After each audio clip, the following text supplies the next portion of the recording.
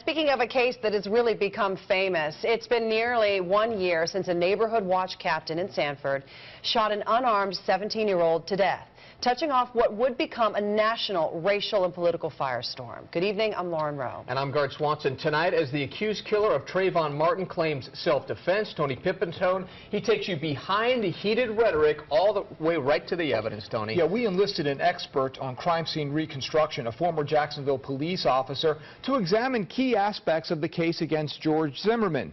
Now, and tonight at 11, we shed new light on what could be crucial forensic evidence. First, a timeline that doesn't add up. Everyone, it seems, had an opinion about the killing of Trayvon Martin. One of his youngest friends But early on, that he was not under life extenuating circumstances. few had facts. Parks, did you hear cold? He called, he said coon. No, both sides now agree. Zimmerman said punks. You're going to hear a warning shot and then a fatal shot. No, evidence proved there was only one shot. Crime scene expert Michael Knox bases his opinions on established facts. We look at the physical evidence, and then we see what does it tell us. In his book, Intermediate Range, the forensic evidence in the killing of Trayvon Martin, Knox tries to reconstruct the shooting. The most important recording here is the recording of the phone call when George Zimmerman called Sanford police. This guy looks like he's up to no good. In addition to revealing Zimmerman's state of mind, They always get away. it establishes time and place, which Zimmerman tried to recreate for police in a videotaped reenactment. We can hear background. We can hear when he gets out of his truck. We can hear, the movement as he's moving and following behind Trayvon Martin. And the records reveal the exact time and location Zimmerman left his truck to follow Martin. At the entrance of the neighborhood. The door slams at 7:11:48 p.m. Zimmerman would remain on the call for another 1 minute 51 seconds. Now follow the red dot as Knox retraced and timed every step Zimmerman claims he walked. Something did not add up. What did he do? And where did he go? That's part that remains somewhat in question. Zimmerman claims he walked along the sidewalk, but it sounds like he's running. Are you following him? Yeah. Okay, we don't need you to do that. The running noise continues for 10 more seconds until he tells dispatch. He ran. By then, it's 7:12:16 p.m. Zimmerman indicated he reached the T in the sidewalk when he realized He's gone. He's not even here. So Zimmerman continued east to Retreat View Circle.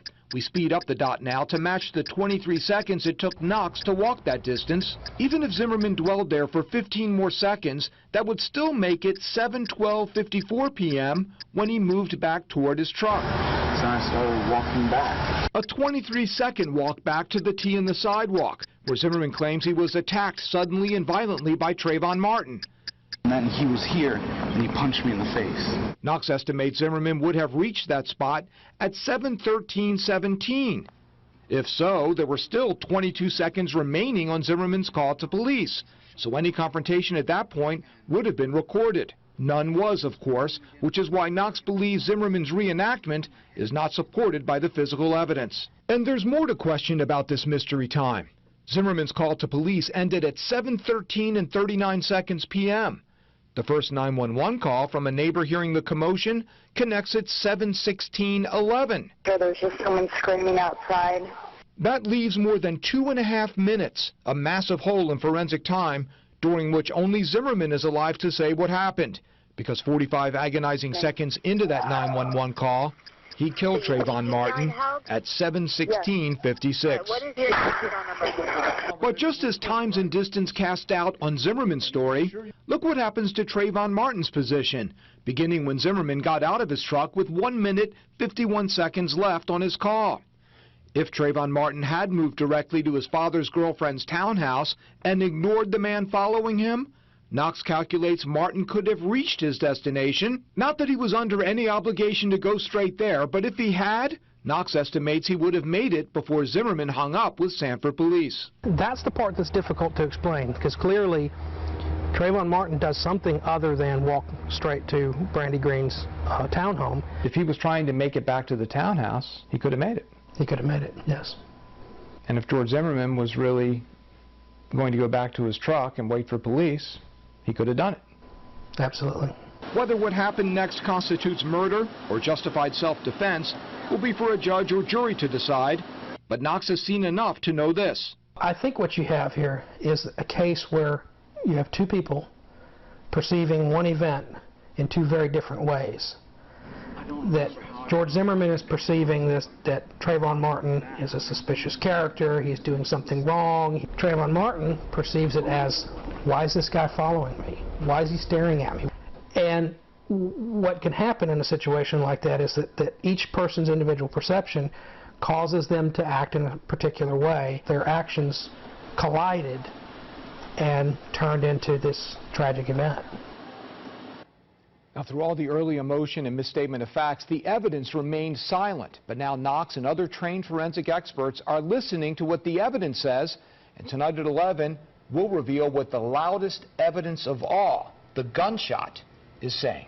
And the gunshot forensic evidence is important because there is a dispute as to whether George Zimmerman was standing above Trayvon Martin or whether he was underneath Trayvon Martin when Martin was shot. And our expert is convinced that he can recreate where they both were at that moment that the fatal shot was fired. Tonight at 11, you'll see why. Yeah, really interesting stuff. Okay, thank you, Tony. All right, thank you, Tony. Trayvon Martin is not alive to say what happened that night 1 year ago when he was killed in Sanford, but forensic evidence can speak volumes. So when his killer, George Zimmerman, goes to court claiming self-defense, forensics could make or break his bid for freedom. Especially, it turns out, when it comes to the exact moment that he pulled the trigger. Tony Pipitone has been examining the evidence with the help of an expert. Yeah, an expert who's testified for prosecutor Angela Corey, the one who's prosecuting Zimmerman in the past, a former Jacksonville police officer. As we reported at 6, his findings raised questions about Zimmerman's account of the time leading up to the shooting, but he also found evidence supporting Zimmerman's claim that Trayvon Martin was leaning, hovering above him, while Zimmerman was on the ground when he pulled his gun and fired. We can hear the screaming and even the gunshot that takes Trayvon Martin's life. But only George Zimmerman lived to tell what happened at the moment he fired his Kel-Tec 9mm handgun. He was on top of me like this. I shot him. But something else is telling a story as well, says forensic expert Michael Knox. The remnants of that gunshot on Trayvon Martin's clothing and skin. To demonstrate, Local 6 arranged for Knox to shoot a Kel-Tec 9 similar to the one Zimmerman used into two shirts, one placed just inches in front of the other. What results is similar to what forensic experts found at the Martin crime scene. The hooded sweatshirt Martin wore showed residues and physical effects consistent with a contact shot, and so did the t-shirt touching the gun barrel during our test firing. But on Martin's chest, the autopsy found a round 3/8 inch hole and particles from the gunshot blast called stippling over a 2 by 2 inch area, indicating, the medical examiner said, a shot from intermediate range. Knox found that so significant, he named his book, Intermediate Range, the forensic evidence in the killing of Trayvon Martin.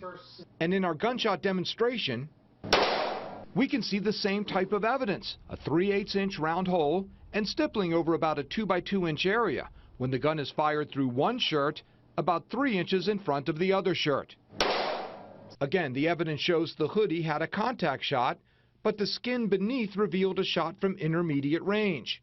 And Knox knows why. The clothing obviously is not touching his skin at the time. And so we look for an explanation. How does that happen? And he says that explanation supports Zimmerman's claim that Martin, wearing a loose-fitting hoodie, was standing above him when the fatal shot was fired. There's no mystery at all. It's explained by the fact that there's space in between the shirt and the skin. And that's consistent with Mr. Zimmerman's account. It is. The gap between hoodie and skin, he said, caused by something no one on Earth can escape.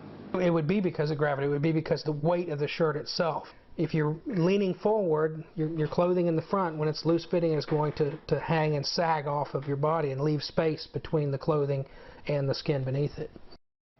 So he concludes Trayvon Martin was leaning over Zimmerman, atop him, when Zimmerman fired. Now, none of this evidence proves Zimmerman acted in self-defense, as he claims, but it does lend some credibility, at least, to one portion of the story he told police about where he was in relation to the person he shot.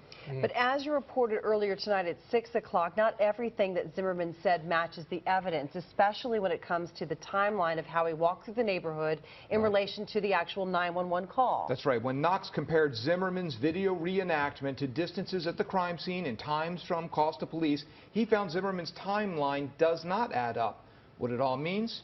A judge or jury will have to decide. Yeah, and they're going to decide, at least start this thing June 10th, right, when this trial That's when the starts. trial's set for now. There'll be an important hearing, though, at the end of April on immunity. We'll see how it goes there. Yeah, and if you want to see the rest of Tony's story today and this big one at 6 o'clock, all you have to do is go to clickorlando.com and look under the top stories section.